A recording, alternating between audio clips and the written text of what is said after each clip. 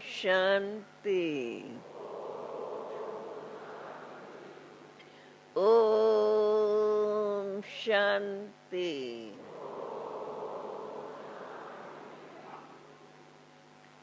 शांति के सागर शिव पिता की याद दिलाते रहो। शांति के सागर की याद दिलाने से खुद को भी शांति का अनुभव होता रहेगा। और बाबा ने देखो हम बच्चों के लिए कितने अच्छे नियम बनाए हैं। सवेरे सवेरे उठने से पहले याद करें, और याद भी संगठित रूप में। सवेरे सवेरे उठ के संगठित रूप में बाबा को याद करो, और ऐसे अपने ईश्वरी परिवार सब याद में बैठे हुए और सब मुस्कुराते हुए चेहरे से मिलते रहे। है कोई ऐसी दुनिया में ऐसा जो सवेरे सवेरे और आपस में मिले और इतना संगठन और मुस्कुराते हुए और मिलते रहे? बाबा ने अपने नियम ऐसे बनाए हैं जिन नियमों पर सदा नियमों पर चलते रहे तो सदा हमारी जीवन में दिव्यता जागृत होती जाए, अर्थात दैवी गुण संपन्न बनते ही जाए। आज बाप दादा बोले, मीठे बच्चे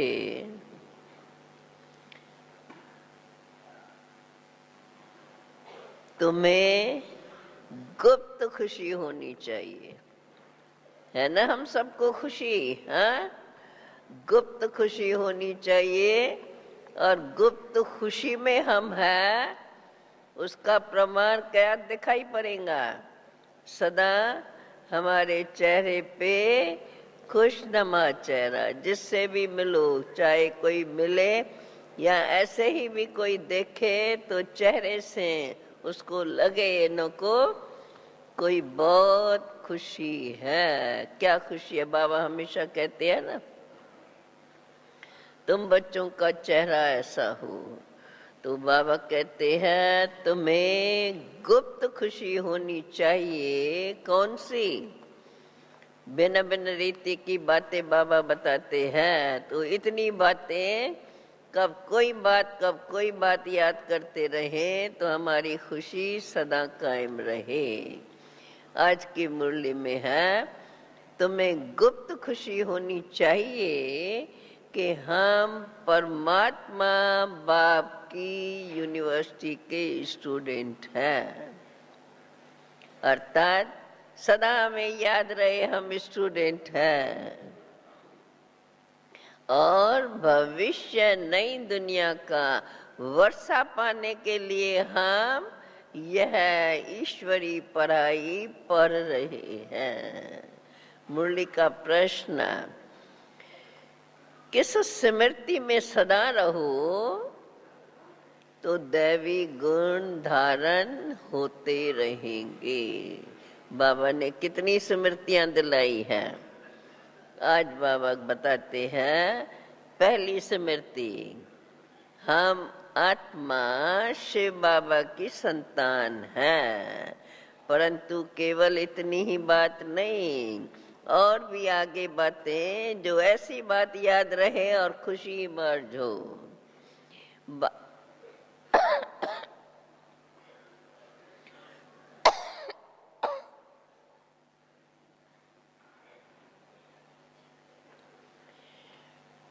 हम आत्मा शिव बाबा की संतान हैं।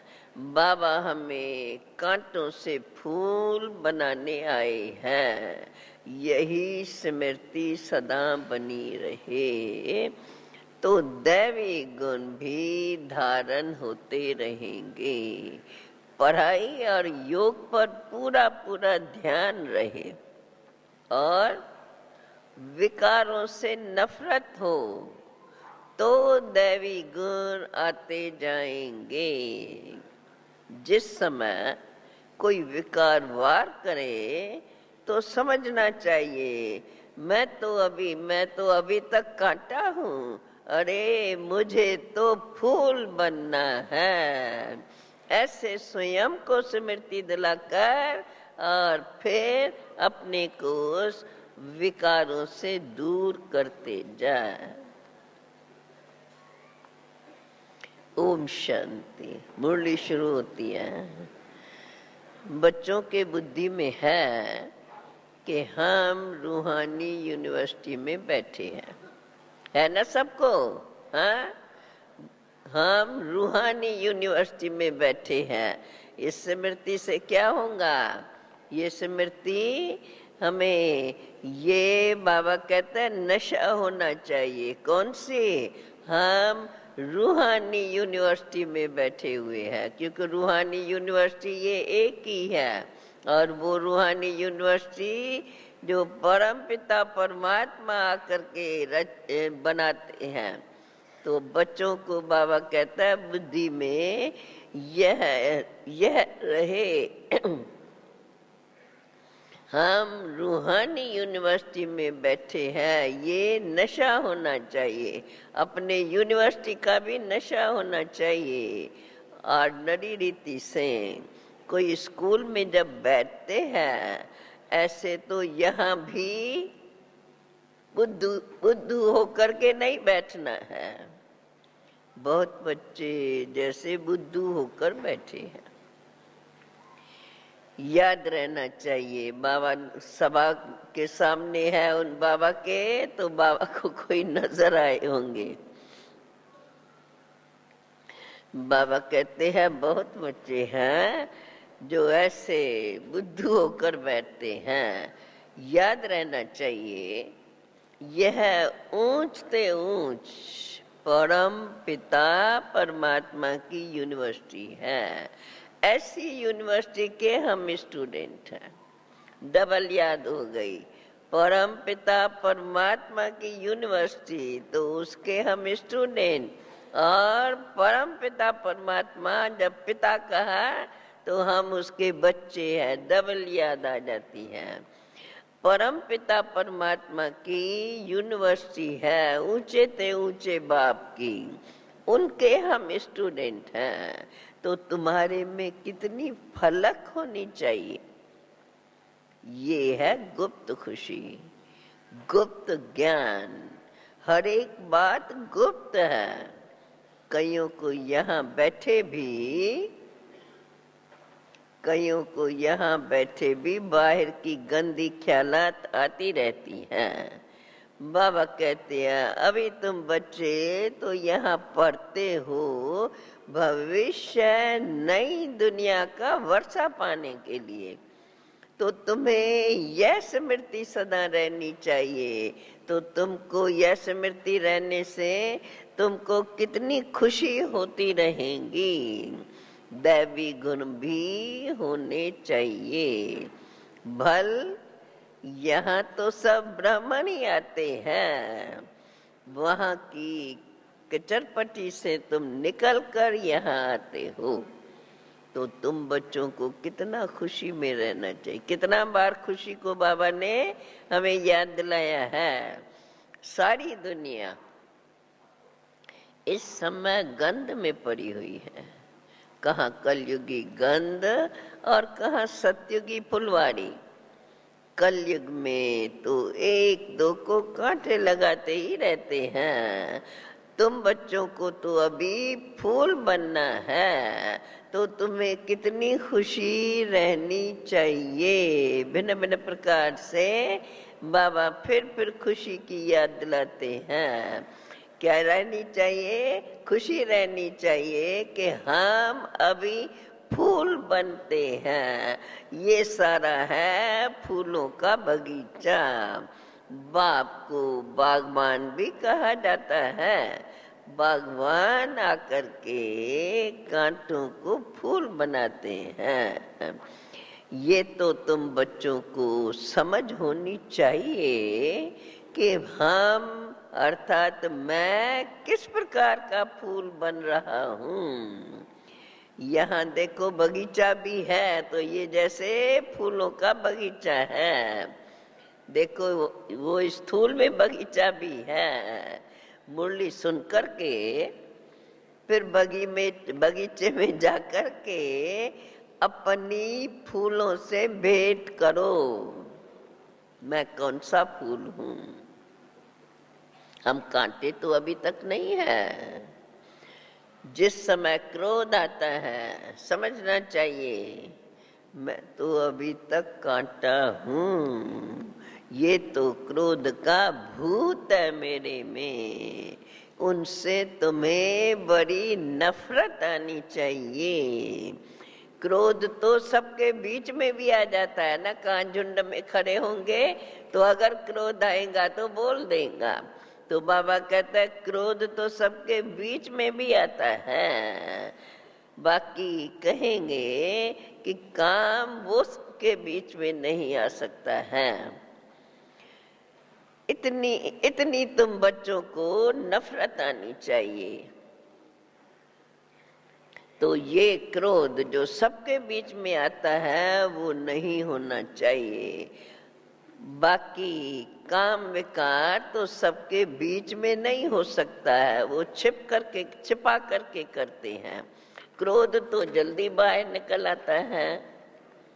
क्रोध करते हैं तो उसका असर भी अपने पर थोड़ा दिन चलता है। क्रोध का भी बड़ा नशा है, लोभ का भी नशा है। तो बाबा कहते हैं बच्चे अपने से आप ही नफरत आनी चाहिए। अगर स्वयं को स्वयं से नफरत आएंगी तो जरूर है वो बात छोड़ ही देंगे। तुम समझते हो बाबा हमको फूल बनाते हैं, तो ये काम और क्रोध बहुत गंदा है, मनुष्य की सारी शोभा ही गवा देते हैं। यहाँ शोभा दिखाएंगे तब तो वहां भी शोभा पाएंगे। बाबा रोज रोज बच्चों को समझाते रहते हैं कि बच्चे दैवी गुण धारण करो, तुम्हें तो अब स्वर्ग में चलना है। ये लक्ष्मी नारायण देखो कितने गुणवान हैं। महिमा भी तो इनके आगे जाकर गाते हैं कि मैं तो नीच हूँ, पापी हूँ, कामी हूँ, क्रोधी हूँ। तो खुद ही खुद को कहते रहते हैं आप सर्वगुण संपन्न हो और मैं तो नीच पापी हूँ। बाबा कहते हैं देखो तुम बच्चे समझाते भी हो, स्वर्ग है फूलों का बगीचा और नर्क है कांटों का जंगल। शिव बाबा आकर के स्वर्ग स्थापन करते हैं और नर्क बनाने वाला कौन? रावण। फिर नर्क बनाते हैं। बाबा कहते हैं बच्चे विचार करना चाहिए, हम आत्मा बाप की संतान है, परमात्मा की संतान है। हमारे में ये सब गंध कहाँ से आया? अगर हमारे में गंध होगा तो फिर बाप का नाम बदनाम करेंगे। क्रोध करेंगे तो गोया बाप की निंदा कराएंगे। क्रोध का भूत आया और बाप को भूले। बाप की याद हो तो कोई भी भूत आ ही नहीं सकता। अगर किसके दिल को रंज पहुंचाते हो तो वह भी अपने पर असर तो पड़ ही जाता है। एक बार क्रोध किया तो 6 मास तक तो सबकी बुद्धि में रहता है कि ये तो क्रोधी है, फिर दिल से उतर जाता है। फिर बाप दादा के भी दिल से उतर जाता है। दादा भी तो विश्व का मालिक बन रहा है। इसमें भी ये भी सोचना चाहिए, शिव बाबा ने तो दादा कहा है, हम तो बाप ही कहेंगे ना। तो दादा भी तो विश्व का मालिक बन रहा है, तो इसमें कितनी खूबियां हैं। परंतु देखो, कोई के तकदीर में नहीं है तो अपनी तदबीर करते ही नहीं है, पुरुषार्थ करते ही नहीं है। कितनी सहज तदबीर है पुरुषार्थ। बाबा कितना पुरुषार्थ की सहज सहज विधियां बताते हैं। बाप कहते हैं बच्चे सिर्फ बाप को याद करो, तो तुम्हारी आत्मा स्वच्छ बन जाएगी, और कोई उपाय नहीं है। बाकी इस समय तो राज ऋषि कोई है ही नहीं। राजयोग सिखलाने वाला तो एक बाप ही है। मनुष्य को सुधार नहीं सकते हैं, बाप ही आकर सबको सुधारते हैं। विकारों को छुड़ाना ये मनुष्य का काम नहीं है, ये तो बाप ही आकर के विकारों से मुक्ति दिलाते हैं। राजयोग सिखलाने वाला एक ही बाप है। जो बिल्कुल अच्छी तरह सुधर जाते हैं वे सतयुग में पहले पहले आते हैं। कोई भी गंदी आदत है तो छोड़नी चाहिए। पढ़ाई पर पूरा पूरा ध्यान देना चाहिए। योग पर भी पूरा ध्यान देना जरूरी है। ये भी तो जानते हैं सब तो एक जैसे ऊंच नहीं बनेंगे, परंतु फिर भी बाप तो सभी को पुरुषार्थ तो कराते रहेंगे। जितना हो सके, पुरुष बाप कहते हैं बच्चे जितना हो सके पुरुषार्थ कर ऊंच पद प्राप्त करो, नहीं तो कल्प कल्पांतर फिर ये पद नहीं पा सकेंगे। अगर अभी पुरुषार्थ नहीं किया तो फिर पद भी नहीं मिलेगा और कल्प कल्पांतर ये नूंद हो जाएंगी। बाबा तो बार बार समझाते रहते हैं बच्चे बाप को याद करो तो तुम्हारा ये सब किचरा निकल जाए। सन्यासी तो हठ योग सिखाते हैं। ऐसे मत समझना कि हठ योग से तंदुरुस्ती सदा कोई अच्छी रहती है, वह कभी कोई बीमार नहीं पड़ेंगे। नहीं, सन्यासी भी तो कोई बीमार पड़ते हैं। भारत में जब लक्ष्मी नारायण का राज्य था तो सबकी आयु बड़ी थी, सब हेल्दी वेल्दी थे। अब तो सब बिल्कुल छोटी आयु वाले हैं। अब भारत को ऐसा किसने बनाया?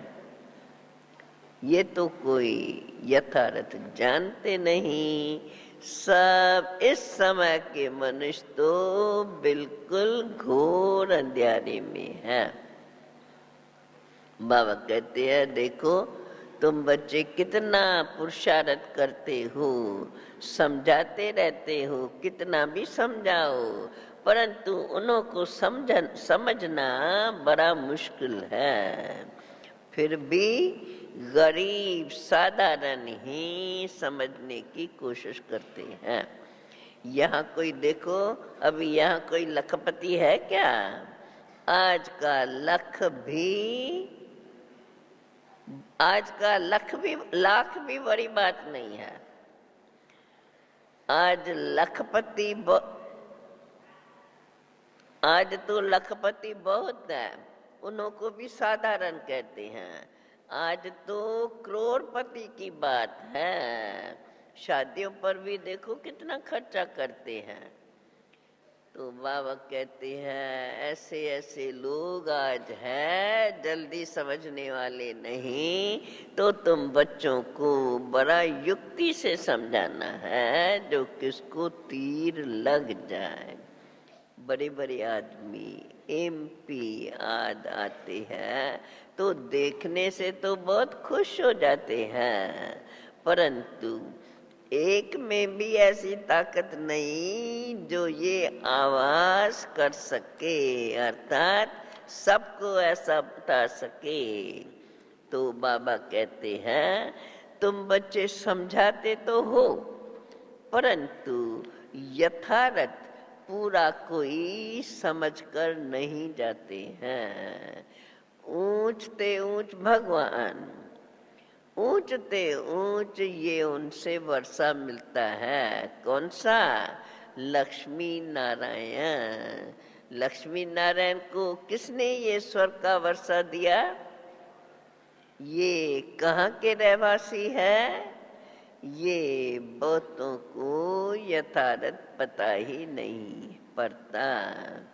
म्यूजियम में आते बहुत है, समझने के लिए चांस तो अच्छा है, परंतु योग ही नहीं है जो इतना खुशी खुशी से समझाते रहे। बाप को याद करे तो प्रफुल्लता भी आती रहे। बाप को याद करने की सहज विधि, हम किसके संतान हैं? ऊंचे ते ऊंचे भगवान के। देखो तो ऐसा याद करके कितना खुशी का पारा चढ़ जाना चाहिए। बाबा कहते हैं देखो कितने बच्चे हैं जो कायदे सिर पढ़ते ही नहीं है, बाप से उनका योग ही नहीं है। भल कहेंगे संपूर्ण तो अभी कोई बना नहीं है, नंबरवार तो है, परंतु बच्चों को एकांत में बैठ करके बाप को याद करना है। ऐसे बाप से फिर ये स्मृति रहनी चाहिए और वो स्मृति ही खुशी देंगी। ऐसे बाप से हम स्वर्ग का वर्षा पाते हैं। इस दुनिया में हम ही सबसे पतित बने हैं, फिर हमको ही सबसे ऊंच पावन बनना है। यह बात अच्छी रीत से याद करनी है। बाबा कहते हैं बाप तो हर प्रकार की बच्चों को राय देते रहते हैं, बच्चे ऐसे ऐसे करो। जैसे देखो रानी विक्टोरिया का वजीर रोड की लाइट पर के ऊंच पद पा लिया, शौक था ना उसको। ये पढ़ाई भी गरीबों के लिए है। बाप है गरीब निवास, शाहूकार क्या? भगवान शाहूकार भगवान को क्या याद कर सकेंगे? वो तो अपनी ही उस खुमारी में रहते हैं और सदा उनको कमाने की ही विधियां याद आती हैं। बाप तो है ही गरीब निवास, शाहूकार क्या भगवान को याद कर सकेंगे? वो तो समझते हैं हमारे लिए स्वर्ग तो यहाँ ही है। अरे बाबा ने स्वर्ग की आकर के स्थापना की है और अब भी कर रहे हैं। अब बाबा ने अभी अर्जुन स्थापना नहीं की है, अभी कर रहे हैं। बाप को तो जब बाप ने स्वर्ग स्थापन ही नहीं किया है तो तुम्हारे लिए स्वर्ग कहाँ से आया? बाप कहते हैं बच्चे बाप को याद करो और याद करने से तुमको पावन भी जरूर बनना है। तो बच्चों को युक्ति रचनी है खुद के लिए भी, और फिर ये सब बातें किसको कैसे समझाएं कि भारत का प्राचीन योग सिवाय परमपिता परमात्मा के कोई सिखला ही नहीं सकते। हठ योग तो है निवृत्ति मार्ग वालों के लिए, बाप समझाते रहते हैं। जब किसका कल्याण होना होगा तो फिर आप ही लिखेंगे भी ऐसे। अभी देखने में आता है, अभी अजन देरी है, तो किसके बुद्धि में अजन ये बात जल्दी बैठती नहीं है। अब बाबा कहते हैं, बच्चे तुम्हारी है ये कौन सी यूनिवर्सिटी? तुम्हारी है ये ईश्वरी यूनिवर्सिटी, गॉडली यूनिवर्सिटी। ये है ईश्वरी मिशन। तुम्हें मनुष्यों को देवता बनाने की सेवा करनी है। दुनिया में तो अनेक प्रकार की मतें निकलती रहती, उन्हों का तो शो होता है, क्योंकि समय में अंधश्रद्धा देखो कितनी है। रात दिन का अंतर है। तुम ब्राह्मणों में और उन्हों में रात दिन का अंतर है। कोई तो कुछ भी जानते नहीं। यहाँ भी बाबा को फिर ये बात याद आती है। देखते हैं बच्चों को तो कहते हैं यहाँ भी कोई तो कुछ भी जानते नहीं, परंतु ये है बहुत सहज। बस अपने को आत्मा समझो और बाप को याद करो। अगर ये याद बनी रहे तो देखो जो भी पाप किए हैं सब कट जाएंगे और दैवी गुण धारण करते रहेंगे तो ऐसे बन जाएंगे। ढंढोरा पिटवाते रहो। बाबा में ये सेवाओं की बातें समझाते रहते हैं, क्या क्या करो जल्दी जल्दी बाबा भी चाहते हैं। दे अभिमान न हो तो ढोलक गले में डाल सबको बताते रहो कि बाप आया है। कोई कोई भाई करते थे ऐसे, ढोलक डाल के गले में और फिर रास्ते से संदेश देते जाते थे। कईयों ने तो ड्रेस, बाबा कहते थे ना अपने वो चित्र लगा के जाओ, तो कईयों ने फिर अपने ड्रेस पर पीछे से चित्र छपा दिए थे। ऐसे भी मतलब बाबा जो सेवा का साधन बताते थे कोई कोई फिर करके और बाबा के आगे आते थे, तो बाबा फिर उसको शाबाश देते थे, उसकी मुरली में महिमा करते थे। तो बाबा कहते हैं अब तुम ब्राह्मणों में भी रात दिन का अंतर है, कोई तो कुछ भी जानते नहीं है, बहुत सहज। बस अपने को आत्मा समझो, परंतु दैवी गुण भी धारण करते रहो। तो ऐसे हिस्ट्री हॉल में लक्ष्मी नारायण का चित्र रहता था न साइड में, तो बाबा इशारे से बोलते थे दैवी गुण धारण करो तो ऐसे बन जाएंगे। तो ये ढंडोरा पीटते रहो। क्या ढंडोरा पीटो? बाप कहते हैं अभी बाप आया हुआ है। बाप कहते हैं मुझे याद करो तो तुम पतित से पावन बन जाएंगे। ये तुम्हें घर घर में जाकर संदेश देना है। सभी के ऊपर रंक तो चढ़ी हुई है, तमो प्रधान दुनिया है। सबको बाप का पैगाम जरूर पहुंचाना है। अंत में तुम्हारी वाह निकलेंगी। जब इतनी मेहनत करके इतना सबके पास संदेश पहुंच जाएगा तब अंत में महिमा निकलेंगी। अंत में तुम्हारी वाह वाह निकलेंगी, कहेंगे कमाल है इन्हों की, इतना जगाया है। अभी तो देखो इतना जगाया है परंतु पूरे जगते ही नहीं। जो जगे हैं उन्होंने तो पाया है, जो सोए उन्होंने खोया। बाप इतना आकर के जगाते हैं परंतु जगते नहीं। गाया हुआ है जिन सोया तिन खोया। बाप बातें देने आते हैं फिर भी खो देते हैं।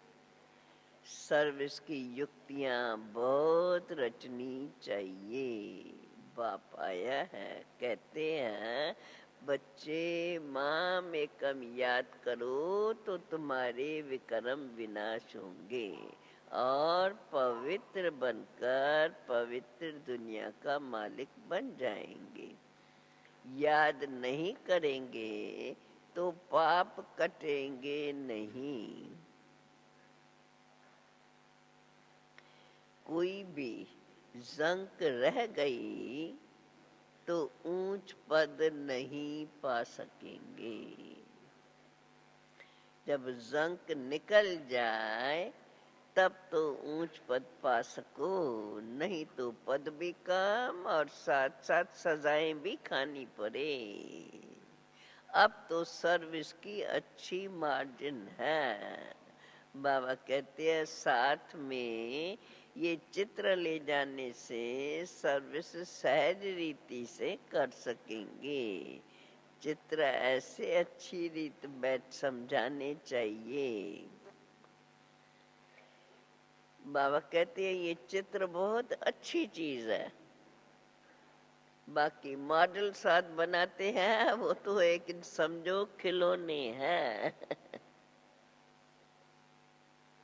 क्योंकि वो तो फिर सदा नहीं भले रखेंगे भी कितना समय, सब जगह तो ले जा नहीं सकते ना, एक जगह उनको रख देना पड़ता है। चित्र तो कहाँ भी जाओ तो अपने साथ ले जा सकते हैं।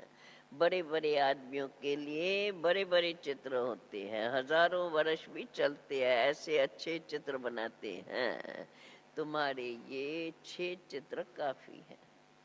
बोलो ये सृष्टि का चक्कर कैसे फिरता है हम आपको समझाएंगे। इस चक्कर को याद करने से तुम चक्रवर्ती राजा बनेंगे। बैच भी बहुत अच्छा है परंतु इनकी वैल्यू बच्चों के पास नहीं है।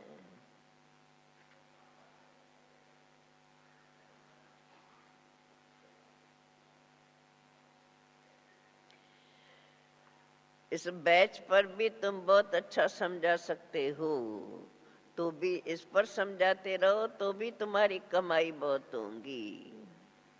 ये बैच ऐसा है जो छाती से लटका रहे, पहनते भी इधर ही है ना। ये बाबा शिव बाबा इस ब्रह्मा के द्वारा तुम्हें ये वर्षा लक्ष्मी नारायण का वर्षा देते हैं। ट्रेन में जाते हो तो वहां भी अंदर ही अंदर चक्कर लगाते समझाते रहो। छोटे बच्चे भी ये सब कर सकते हैं। उसको पर क्या समझाएंगे? चित्र पर ये वर्षा है, ये शिव बाबा है, शिव बाबा इनके द्वारा हमें ये पढ़ाई पढ़ा करके ये वर्षा देते हैं। बाबा कहते हैं ये बैच ऐसी चीज है, हीरे जवाहरात फल फूल महल आदि सब कुछ इसमें मर्ज है। समझाएंगे, सत्युग आएगा, सत्युग में क्या क्या है तो विस्तार समझाने से बाबा कहते हैं सब कुछ इसी चित्र में मर्ज है। छोटा सा चित्र, बैच छोटा है परंतु एक तरफ त्रिमूर्ति दूसरी तरफ लक्ष्मी नारायण, तो उसमें सब बातें आ जाती हैं। तो बाबा कहते हैं बस समझाते रहो। बैच ऐसी चीज है, हीरे जवाहर फल फूल महल आदि सब कुछ इसमें मर्ज है। परंतु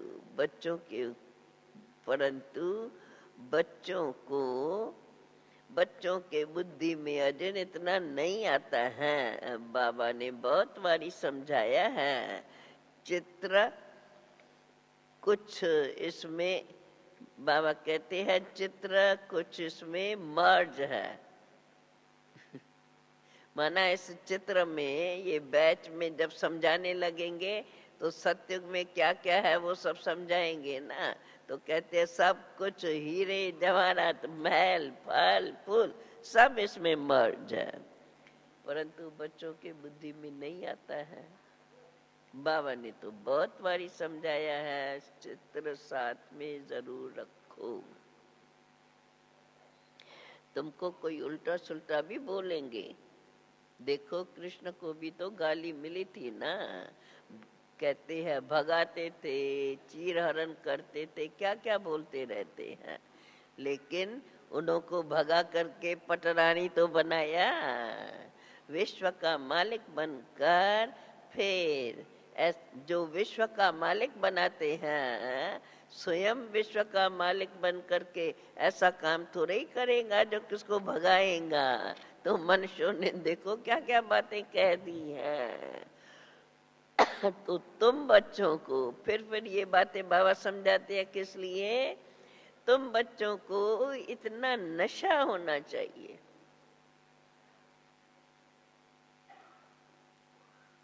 कि अभी तो इतना जल्दी तैयार हो जाओ। तो तुम बच्चे ऐसा तुम्हें सोचना चाहिए अभी जल्दी जल्दी विनाश हो जाए।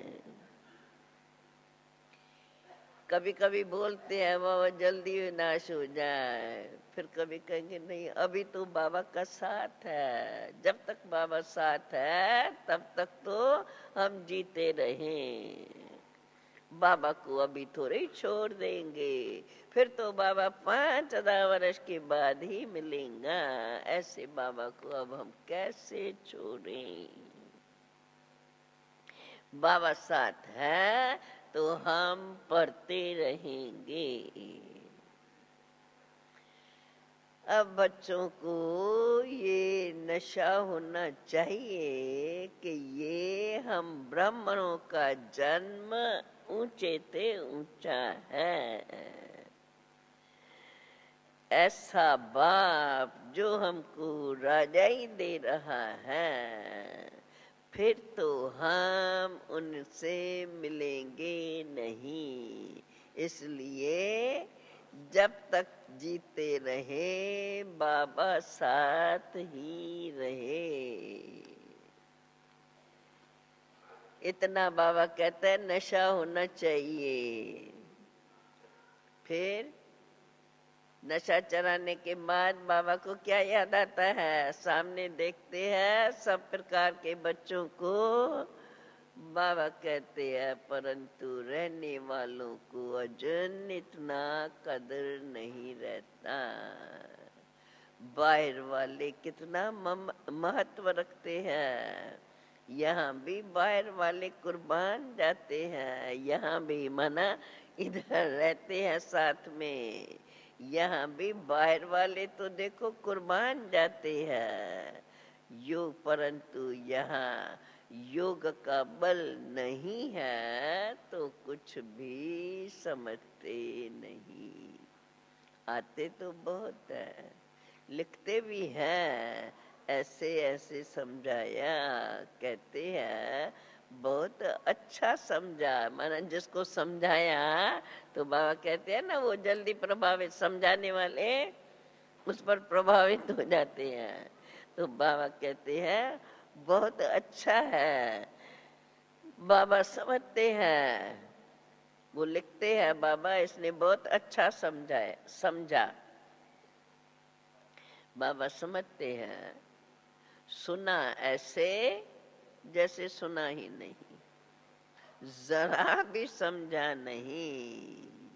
क्यों बाबा बोलते हैं बाप को ही पूरा नहीं जाना, अगर समझे कुछ तो ऐसे बाप से कनेक्शन तो रखे, कम से कम पत्र तो लिखे, तो इससे झट तुमसे पूछे, फिर वो समझ में आए तो तुम्हारे से झट पूछेगा तुम ऐसे बाप को चिट्ठी कैसे पत्र कैसे लिखते हो बताओ। तो बता सकते हो शिव बाबा की तरफ ब्रह्मा, एकदम सुन करके पत्र लिखने लग पड़ेंगे। बाबा कहते हैं अब ये तो है रथ, ब्रह्मा बाबा तो है रथ, परंतु ज्यादा विशेषता तो शिव बाबा की ही कहेंगे ना, जो इनमें प्रवेश करके तुम बच्चों को समझा रहे हैं। बाबा कहते हैं कई बच्चे तो सर्विस करते करते कईयों के गले ही थक जाते हैं, तो बोले समझाते बहुत अच्छा है, सर्विस भी अच्छी करते हैं, परंतु योग नहीं है, तो उनका फिर तीर लगता नहीं। अब इसको भी ड्रामा कहेंगे। बाबा को जान लिया तो भी फिर बाबा अगर बाबा को जान लिया फिर तो वो मिलने के बगैर रह नहीं सकते। ट्रेन में भी योग युक्त होकर के आए, हम जाते हैं बाबा के पास। अभी आते हैं ना ट्रेन में, बाबा कहते हैं बच्चों को अपने पर इतना ध्यान रखना जरूरी है। जब कहाँ भी जाते हैं, यहाँ आते हो, ट्रेन में बैठते हो तो भी योग युक्त होके रहना चाहिए। जो कोई भी देखे तो उनको लगे कि ये कौन है।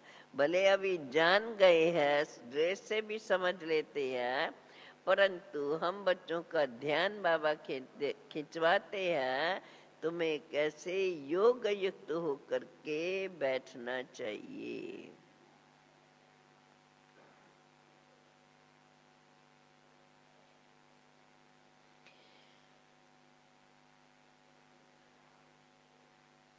पत्र लिखने की विधि भी बाबा ने बताई नहीं। शिव बाबा की तरफ ब्रह्मा एकदम लिखने लग पड़ेंगे। अगर कोई समझता है तो वो उसकी निशानी है, परंतु कोई ऐसा पत्र किसका आता नहीं।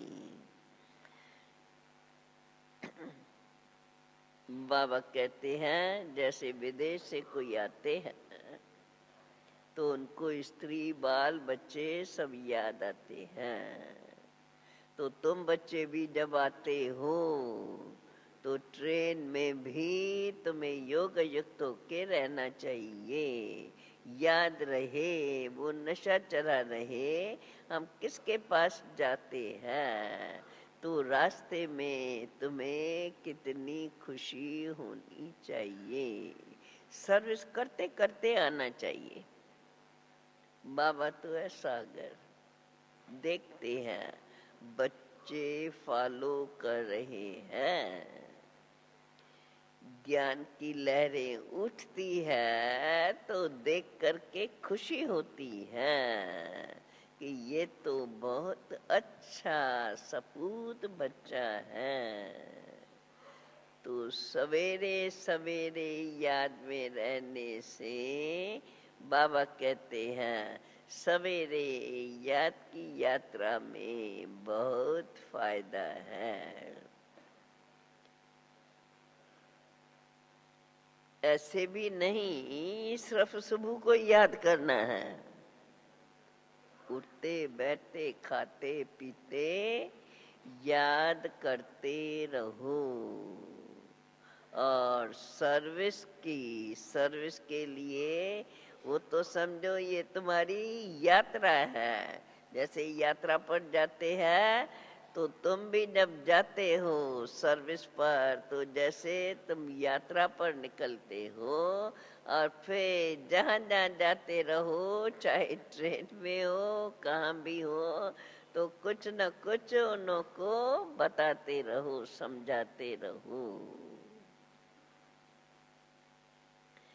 ऐसे बाबा हम बच्चों को एक तरफ शिक्षा है, दूसरी तरफ कैसे नशे में रहो और क्या क्या सेवाएं करते रहो।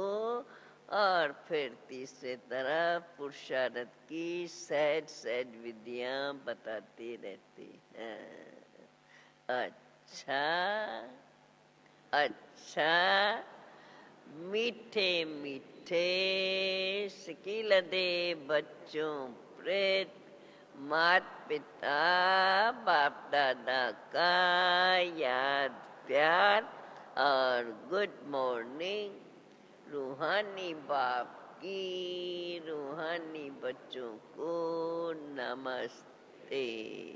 रूहानी बच्चों की रूहानी बाप को नमस्ते। अभी है धारणा के लिए मुख्य सार।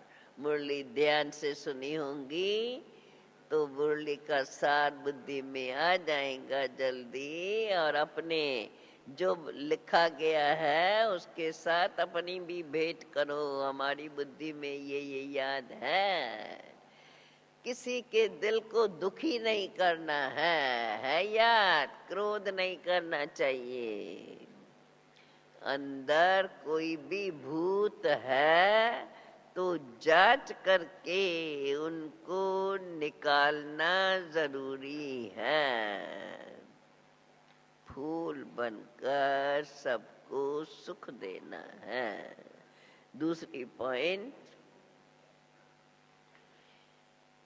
एक ही लाइन में 3 बातें 4 बातें। दूसरी पॉइंट, हम ज्ञान सागर के बच्चे हैं तो अंदर में ज्ञान की लहरें सदा उठती रहे, अर्थात सारा दिन अंदर ही अंदर ज्ञान का चिंतन चलता रहे। सर्विस की युक्तियां बाबा तो बहुत बताते हैं, अब वो फिर स्वयं को करने के लिए युक्तियां रचनी है। ट्रेन में भी सर्विस करनी है, साथ साथ पावन बनने के लिए याद की यात्रा में भी रहना है। आज का वरदान, अपवित्रता का अंश मात्र, आलस्य और अलबेलेपन का त्याग करने वाले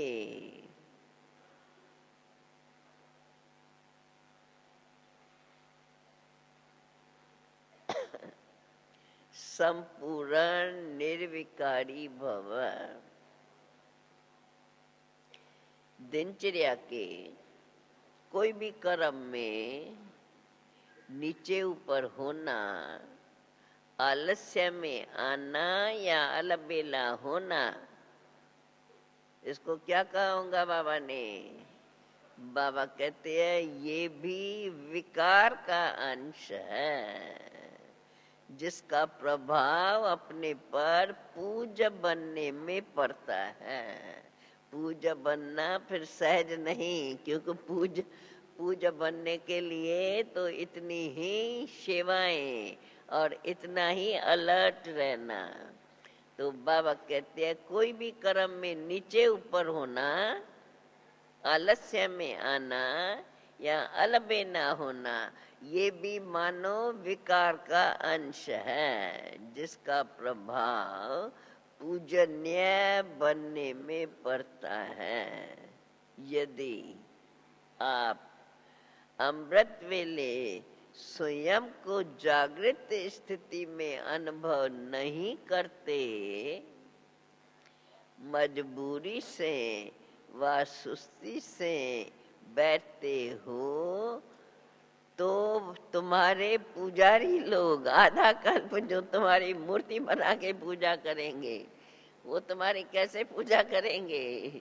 देखो बाबा, अभी जो हम पुरुषार्थ करते हैं, पुरुषार्थ में जो भी कमी पेशी है, उसका असर हमारे भविष्य प्रारब्ध के भी जो फिर पूजनीय स्वरूप उसमें भी आता है। बाबा कहते हैं अगर मजबूरी से आप सुस्ती से बैठते हो तो पुजारी लोग भी तुम्हारी पूजा मजबूरी व सुस्ती से करेंगे।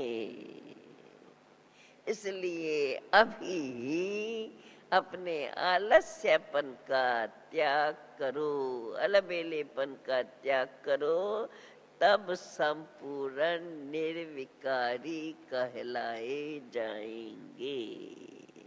आज का स्लोगन, सेवा भले करो परंतु व्यर्थ खर्च नहीं करो।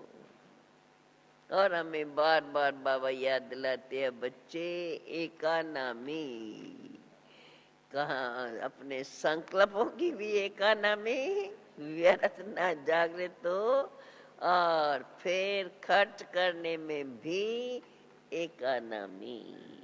सेवा भले करो लेकिन व्यर्थ खर्च नहीं करो। ओम शांति।